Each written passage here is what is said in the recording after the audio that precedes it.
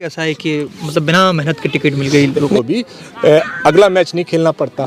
तो बहुत बार ऐसा हो जाता है कि ज़्यादा कैंडिडेट मजबूत कैंडिडेट होते हैं तो एक दुर्भाग्य है कि एक ही कैंडिडेट चुना जाना है। पार्टी इतनी मजबूत है कि उस पर कैंडिडेट बहुत ज़्यादा है। अगर पार्टी कमज़ोर होती तो बहुत सी पार्टियां हैं जो कमज़ोर हैं, उन पर कैंडिडेट अच्छे नहीं हैं, वो कैंडिडेट को ढूंढने का काम कर रही हैं। हमारी पार्टी ज़मीन पे इतनी मजबूत है, खासकर फिरोजाबाद में, कि हर विधानसभा में 5 ऐसे कैंडिडेट हैं जो एक से बढ़कर एक है। तो आप देखेंगे तो आप दिन अगर काउंट करेंगे सोशल मीडिया के माध्यम से तो आपको पता चलेगा कि मैं 3.5 साल में 3.5 दिन की भी छुट्टी नहीं लिया हूँगा। वो मेरे प्रोफाइल को आप चेक कर लें, क्योंकि प्रोफाइल तो आप पुरानी जो हमारी पोस्ट डेट में तो हम लोग उस पर पोस्ट कर नहीं सकते, तो उसको आप चेक कर सकते हैं। तो आपको पता चलेगा 3.5 साल में मैंने 3.5 दिन की छुट्टी नहीं ली होगी, ये मैं आपको वादा करता हूँ। तो फिर ये आरोप पार्टी है, मुझे विश्वास है कि सारे नेताओं को कोई ना कोई जिम्मेदारी मिलेगी,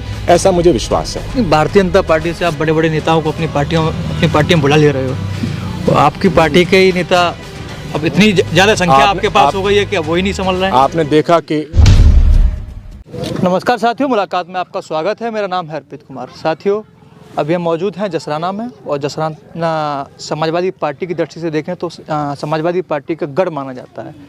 हम वहाँ मौजूद हैं और वहाँ से समाजवादी पार्टी के जो कैंडिडेट प्रत्याशी हो चुके हैं, सचिन सिंह यादव हमारे साथ मौजूद हैं बातचीत करने के लिए।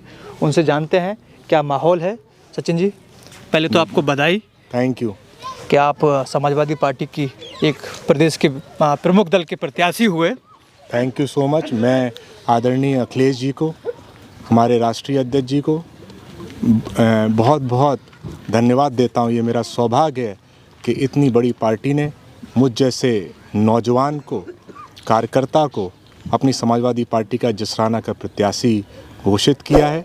मैं आदरणीय अक्षय जी को भी, मेरे नेता हैं, इस ज़िले के नेता हैं और मेरे नेता हैं, उनको भी मैं बहुत बहुत धन्यवाद देता हूं कि उनके दिशा निर्देश पे जो मैं पिछले 4 साल से काम कर रहा हूं, उन्होंने मुझे इस लायक समझा कि मैं जसराना से समाजवादी पार्टी का प्रत्याशी घोषित हुआ। नेताजी, सबसे पहले मैं ये मान लेता हूँ, और ये होता ही है कि किसी भी नेता के लिए टिकट मिलना उसकी मतलब पहली जीत की तरफ वो बढ़ जाता है, मतलब मुकाबले में आ जाता है।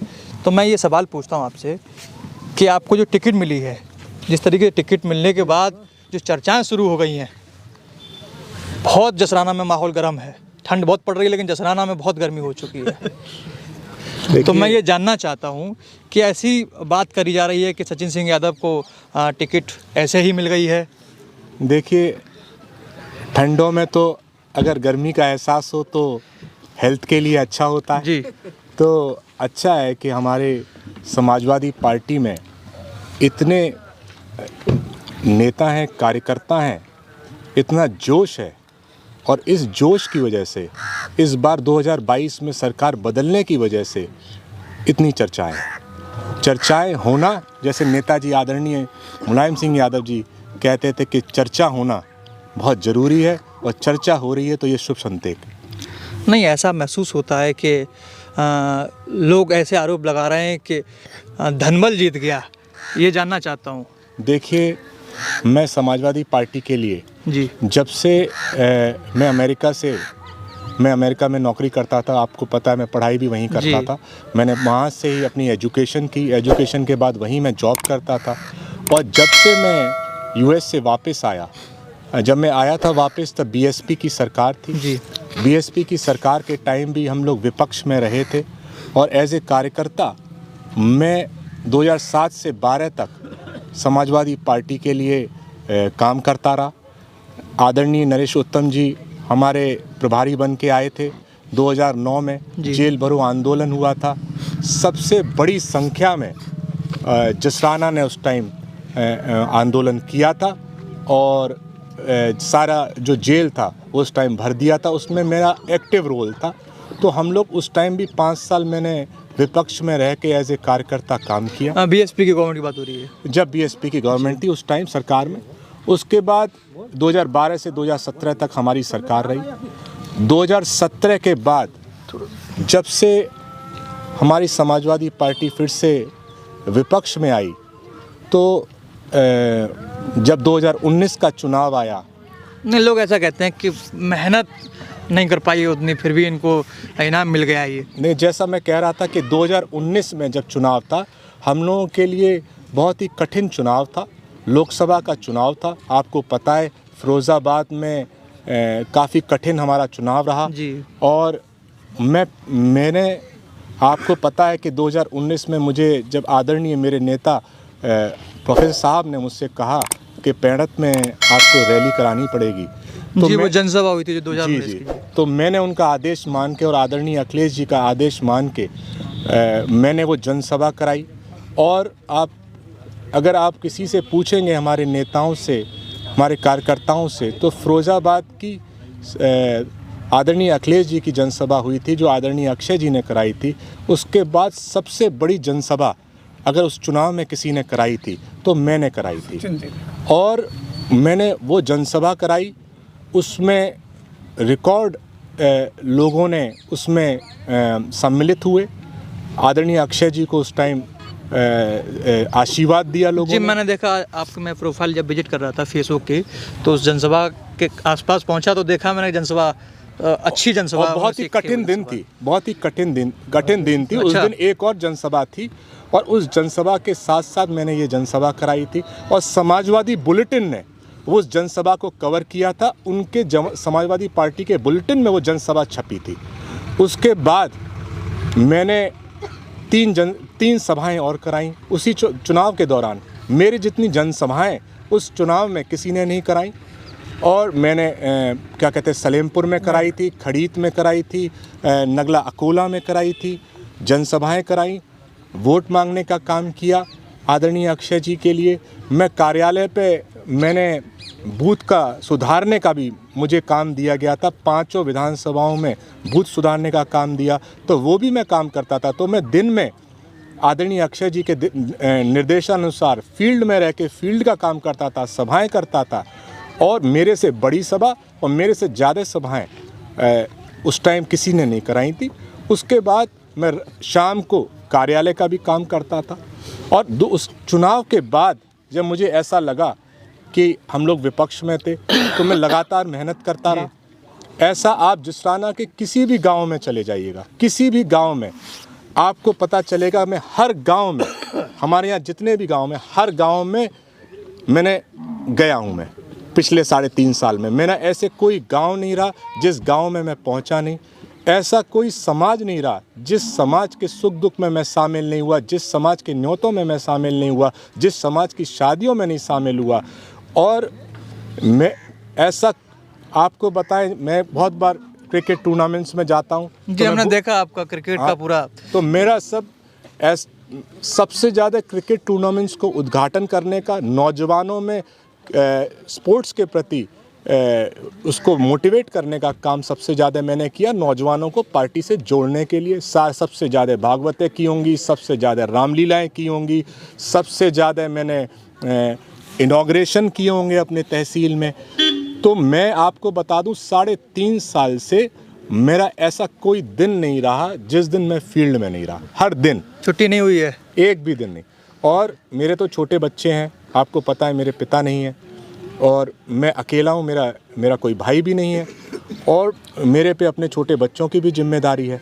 लेकिन उसके बावजूद आज के दिन भी मैं आपको बताऊँ, मेरे बेटे आए, उसको बुखार आ रहा है और वो बुरी तरह से बीमार है और उसके बावजूद भी आप देख रहे हैं मैं फील्ड में काम कर रहा हूँ। कोविड के टाइम भी, आप जब कोविड का दौर चल रहा था, लॉकडाउन चल रहा था, तो मैं अकेला ऐसा आदमी था तो अपने क्षेत्र के बच्चों में, क्योंकि स्कूल बंद थे, तो बुक्स बांटने का काम कर रहा था। मैंने गांव-गांव जाके छोटे बच्चों को बुक्स दे रहा था जिससे वो घर पे रहें तो भी उनकी पढ़ाई ना छूटे, वो पढ़ाई पे ध्यान देते रहें। हाँ, तो मैं कोविड के टाइम भी हमेशा फील्ड में रहा। हमारे यहाँ डेंगू फैला, डेंगू में भी मैं हर गांव में, भले ही लोग कहते थे कि दिक्कत हो जाएगी, मैं हर गांव में जहाँ पर भी मुझे पता चला मैं डेंगू में पहुँचा। और मैं आपको बता दूं, हमारे समाजवादी पार्टी ने जितने धरने किए, चाहे वो 3 काले कानून के खिलाफ किसानों के पक्ष में हो, चाहे हमारी बहन हाथरस में जो बेटी थी उसके साथ अत्याचार को लेके धरना हुआ हो, चाहे CAA NRC के पीछे धरना हुआ हो, चाहे महंगाई को लेके धरना हुआ हो, सारे धरने में सबसे ज़्यादा मैं जो आपने कहा जनबल के साथ मैं पहुंचा। आप रिकॉर्डिंग देखिएगा, फोटोग्राफ्स देखिएगा। उसके बाद मैं आपको बता दूं, जितने मैंने और समाजों के सम्मेलन कराए, आपने देखा होगा पॉपगढ़ में सम्मेलन हुआ, उसमें बघेल समाज का मैंने सम्मेलन कराया। और मैंने आपको हमारे BSP में मेरे काफ़ी मित्र थे, हम लोगों का गठबंधन हुआ था, तो गठबंधन के साथ BSP कार्यकर्ता और समाजवादी कार्यकर्ता फील्ड में यूनाइट हो गया था, एक दूसरे में प्रेम बढ़ गया था। तो मैंने जब वो गठबंधन टूटा, अच्छा, तो BSP जो पूरी जिसराना में थी उसके सारे कार्यकर्ताओं को, पदाधिकारियों को आदरणीय प्रोफेसर साहब के सम्मिलित ले जाके, आदरणीय अक्षय जी के सम्मिलित ले जाके उन सबको समाजवादी पार्टी ज्वाइन कराई। और उन्हीं लोगों की कृपा से आज ऐसा माहौल है कि समाजवादी पार्टी का कार्यकर्ता और बाबा साहब को मानने वाला कार्यकर्ता दोनों समाजवादी पार्टी के प्रत्याशी को जिताने के लिए तैयार। नहीं, आप बता रहे हैं आपने ये सब किया, हमने भी आपकी प्रोफाइल देखी तो लगा इवेंट काम, मतलब आपके आने जाने का कार्यक्रम हमने देखा कि रोजीना का कहीं ना कहीं उस पर दिखता है हमें। आप देखेंगे अगर ये सोशल मीडिया पे भी अगर आप देखेंगे, क्योंकि सोशल मीडिया का ज़माना है, आप देखेंगे तो आप दिन अगर काउंट करेंगे सोशल मीडिया के माध्यम से, तो आपको पता चलेगा कि मैं 3.5 साल में 3.5 दिन की भी छुट्टी नहीं लिया हूँगा। वो मेरे प्रोफाइल को आप चेक कर लें, क्योंकि प्रोफाइल तो आप पुरानी जो हमारी पोस्ट डेट में तो हम लोग उस पर पोस्ट कर नहीं सकते, तो उसको आप चेक कर सकते हैं। तो आपको पता चलेगा 3.5 साल में मैंने 3.5 दिन की छुट्टी नहीं ली होगी, ये मैं आपको वादा करता हूँ। तो फिर ये आरोप कैसा है कि मतलब बिना मेहनत के टिकट मिल गई लोग? नहीं, देखिए, शिकायतें कुछ तो रहती हैं, ये हमारी अकेली विधानसभा नहीं है जिसमें शिकायतें हों। ऐसी सारी विधानसभाओं में 403 विधानसभाएं, हमारी पार्टी इतनी मजबूत है ज़मीन पर कि समाजवादी पार्टी का प्रत्याशी बनने लायक एक विधानसभा में कई कैंडिडेट होते हैं और सब ज़्यादातर बराबर होते हैं। ज़्यादातर 19-20 का अंतर होता है, बहुत बड़ा अंतर नहीं होता, क्योंकि हमारी पार्टी इतनी मजबूत है कि आप समझिए कि 10 कैंडिडेट हैं तो 10 इतने मजबूत हैं कि इंडियन टीम आपने देखी होगी कि अगर एक एब्सेंट है तो दूसरा बैट्समैन भेज दोगे उसको बैटिंग करने के लिए तो वो भी सेंचुरी मार देता है। तो आपने देखा होगा कि इंडियन टीम में कभी कभार सेंचुरी मारने वाले को भी अगला मैच नहीं खेलना पड़ता। तो बहुत बार ऐसा हो जाता है कि ज़्यादा कैंडिडेट, मजबूत कैंडिडेट होते हैं, तो एक दुर्भाग्य है कि एक ही कैंडिडेट चुना जाना है। पार्टी इतनी मजबूत है कि उस पर कैंडिडेट बहुत ज़्यादा है। अगर पार्टी कमज़ोर होती तो बहुत सी पार्टियां हैं जो कमज़ोर हैं, उन पर कैंडिडेट अच्छे नहीं हैं, वो कैंडिडेट को ढूंढने का काम कर रही हैं। हमारी पार्टी ज़मीन पर इतनी मजबूत है, खासकर फिरोजाबाद में, कि हर विधानसभा में 5 ऐसे कैंडिडेट हैं जो एक से बढ़कर एक है। तो थोड़ा सा डिसअपॉइंटमेंट होता है और वो कोई गलत बात नहीं है, उसको हम लोगों को स्वीकार करना चाहिए। और सारे जो लोग डिसअपॉइंटेड है वो भी समाजवादी पार्टी के ही लोग हैं, समाजवादी पार्टी के कार्यकर्ता हैं, नेता हैं। हम लोग कोशिश करेंगे, मैं तो छोटा भी हूँ सबसे उम्र में, मैं कोशिश करूँगा सबको मनाने की। और इतनी बड़ी पार्टी है, मुझे विश्वास है कि सारे नेताओं को कोई ना कोई जिम्मेदारी मिलेगी, ऐसा मुझे विश्वास है। भारतीय जनता पार्टी से आप बड़े बड़े नेताओं को अपनी पार्टी में बुला ले रहे हो, तो आपकी पार्टी के ही नेता अब इतनी ज़्यादा संख्या आपके पास हो गई है कि अब वही नहीं संभल रहे हैं। आपने देखा कि आदरणीय हमारे राष्ट्रीय अध्यक्ष, हम सब लोगों के नेता आदरणीय अखिलेश जी ने कहा है कि अब हाउसफुल हो गया है। नहीं, आपके अब जसराना की मैं बात कर लूँ, हाँ, तो जसराना में ऐसा लगता है कि जो बात कही जाती है कि समाजवादी पार्टी और भारतीय जनता पार्टी का मुकाबला है, हाँ, उसमें आपके ही मतलब समाजवादी पार्टी के लोग ही, ऐसा लग रहा है कि समाजवादी पार्टी से। देखिए, अभी बीजेपी का प्रत्याशी घोषित नहीं हुए हैं। बीजेपी के प्रत्याशी जैसे ही घोषित होंगे तुरंत जो ये, क्योंकि अभी ये एकदम रीसेंट चीज़ है, तो रीसेंट जब डिक्लेयर होता है तो थोड़ा डिसअपॉइंटमेंट होता है। जैसा मैंने कहा आपसे, हम लोग मनाने का काम करेंगे। और बीजेपी का प्रत्याशी जब तक नहीं आता तब तक सीधी लड़ाई बीजेपी से स्टार्ट ही नहीं हो पाती। वो तो जिस दिन उनका प्रत्याशी घोषित होंगे उसके बाद बीजेपी की और एसपी की लड़ाई आपको फील्ड में देखने को मिल जाएगी। क्या स्थिति है वैसे, क्या लग रहा है आपको, क्या होने वाला है चुनाव में? आप तो प्रत्याशी हो, आप तो सपा को ही जिताओगे, लेकिन किस तरीके से? देखिए, जिसराना 200% हम लोग जीतेंगे और आदरणीय अक्षय जी के नेतृत्व में फिरोजाबाद की 5 सीटें जीतेंगे और आदरणीय अखिलेश जी के नेतृत्व में भी समाजवादी पार्टी की सरकार बनने जा रही है। मैं और सवाल करूँगा आपसे, जैसे हमने देखा था जो कि पिछले चुनाव हैं, उन चुनाव के अंदर समाजवादी पार्टी से कुछ ओबीसी की और एससी की जातियाँ दूर रहीं, जिनकी नज़दीकी भारतीय जनता पार्टी के साथ हो गई। क्या लगता है इस चुनाव में कोई परिवर्तन हो सकता है? मैं आपको बता दूं, मैं अभी तक इतने सारे गांव घूमा हूं और हर समाज के गांव घूमा हूं। यहाँ पर भी खड़ा हूं नंदपुर में, यहाँ पर भी हर समाज के लोग हैं। ऐसा कोई समाज नहीं है जो इस बार समाजवादी पार्टी को वोट नहीं कर रहा और उसकी वजह ये है कि बीजेपी सरकार जो 5 साल रही उसने किसी भी वर्ग के लिए, किसी भी समाज के लिए काम नहीं किया, चाहे कोई समाज हो। किसान परेशान रहा, उसके लिए काम नहीं हुआ, वो 1.5 साल तक सड़कों पर रहा। नौजवान परेशान रहा क्योंकि उसको नौकरी नहीं मिली, बेरोजगार रहा। तो जो किसान है वो किसी एक समाज का नहीं है, वो हर समाज का है। नौजवान है वो एक ही समाज में नहीं पाया जाता, वो हर समाज में पाया जाता है। माताएं बहनें हैं, आपको पता है उनके लिए महंगाई हो गई है। गैस के सिलेंडर जो 350-350 रुपये के थे वो 1000 रुपये पहुँच गए हैं। सरसों का मान लेते हैं कि भारतीय जनता पार्टी से उनकी नाराज़गी है, लेकिन समाजवादी पार्टी ने ऐसा क्या किया इन 5 सालों में विपक्ष के दौरान कि उन्होंने उन लोगों को जोड़ा? देखिए, इसमें ऐसा क्या कोई काम हुआ है क्या? बिल्कुल काम हुआ है। एक तो सारे वर्ग और सारे समाज के लिए और सारे मुद्दों पे सिर्फ समाजवादी पार्टी 5 साल में ऐसी पार्टी थी जो सड़कों पे थी। आपने देखा जब किसानों का मुद्दा आया तो समाजवादी पार्टी के लोग ही थे जो किसानों के लिए धरना दे रहे थे। किसानों के जितने संगठन हैं वो तो काम कर ही रहे थे, लेकिन एज ए पॉलिटिकल पार्टी हम लोगों ने ज्ञापन देने का काम किया, हम लोगों ने धरने देने का काम किया। बेरोजगारी के जब मुद्दे आए तो आप चेक करेंगे, हम जब हमारी प्रोफाइल से या पुराने फोटोग्राफ्स से तो हम लोगों ने बेरोजगारी दिवस मनाए और उस टाइम भी हमने धरने दिए। तो ऐसा कोई मुद्दा नहीं रहा जिस मुद्दे पे समाजवादी पार्टी ने जनता की आवाज़ सरकार तक पहुंचाने की कोशिश नहीं की, चाहे वो ज्ञापन के माध्यम से हो, चाहे सदन के माध्यम से हो, जितने हमारे आदरणीय विधायक गण थे या सांसद गण थे उन्होंने रखने की कोशिश की, चाहे सड़क पर धरना देने के माध्यम से हो। तो समाजवादी पार्टी थी जो पॉजिटिव विपक्ष की भूमिका निभा रही थी। उसके अलावा जो आदरणीय अखिलेश जी के पुराने काम हैं वो काम देखेंगे तो आपको पता चलेगा कि लोगों ने रियलाइज़ किया। अब हम लोग जब गांव-गांव जाते हैं तो वो बताते हैं कि आदरणीय अखिलेश जी ने हर वर्ग के लिए काम किया था। जो उन्होंने काम किए, लैपटॉप बांटे तो हर वर्ग के लिए बांटे, कन्या विद्याधन दिया तो हर वर्ग के लिए दिया, मेट्रो में सभी लोग चल रहे हैं, एक्सप्रेसवे में सभी लोग चल रहे हैं, नौकरियां हर वर्ग के लोगों को मिली। तो उस टाइम ऐसा महसूस हुआ था लोगों को कि खुशहाली है। लेकिन सरकार हमारी, क्योंकि बीजेपी ने झूठे वादे कर दिए तो लोगों को लगा कि शायद और बेटर काम कर सकते हैं, और बेटर काम तो नहीं हुआ। 70 साल में सबसे खराब काम इस 5 सालों में हुआ है। बताइए, आपने उनके मंत्री तोड़ लिए तो उनने भी आपके विधायक तोड़ लिए हैं।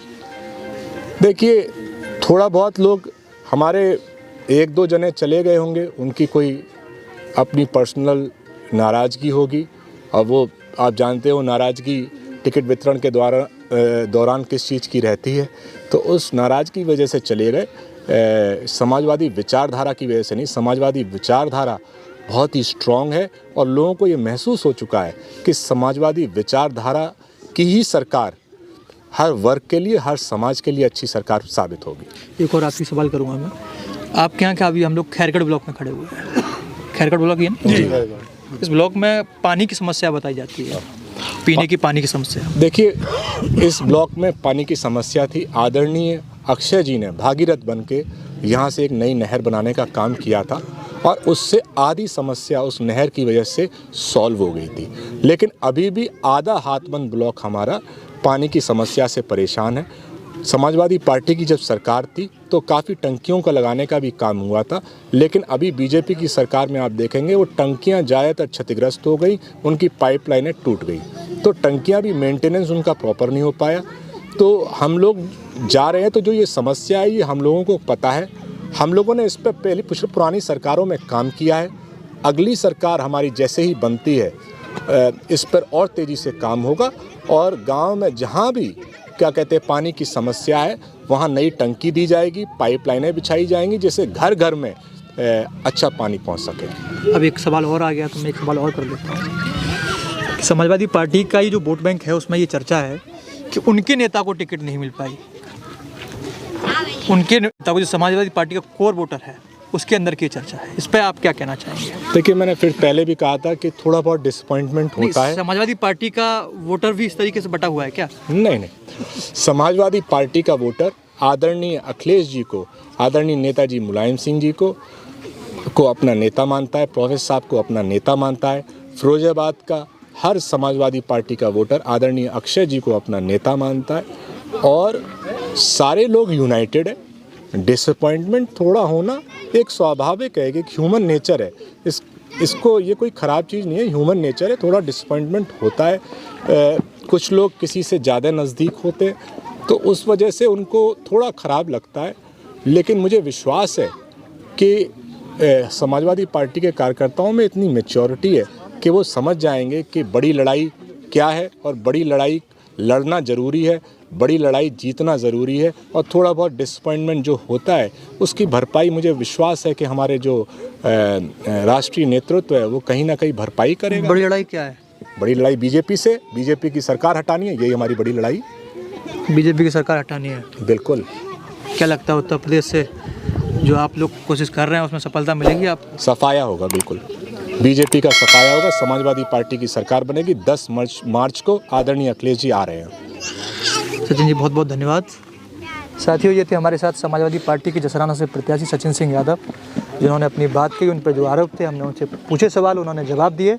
साथियों मुलाकात को लाइक और शेयर करते रहें ताकि हम ऐसे ही सभी लोगों से बातचीत करते रहें, सभी की बात आप तक पहुंचाते रहें, उनकी बात आप तक पहुंचाते रहें। बहुत बहुत धन्यवाद। आप देख रहे थे मुलाकात। अगर आपको हमारी खबरें पसंद आई तो हमारे चैनल को लाइक, फॉलो और सब्सक्राइब करना ना भूलें।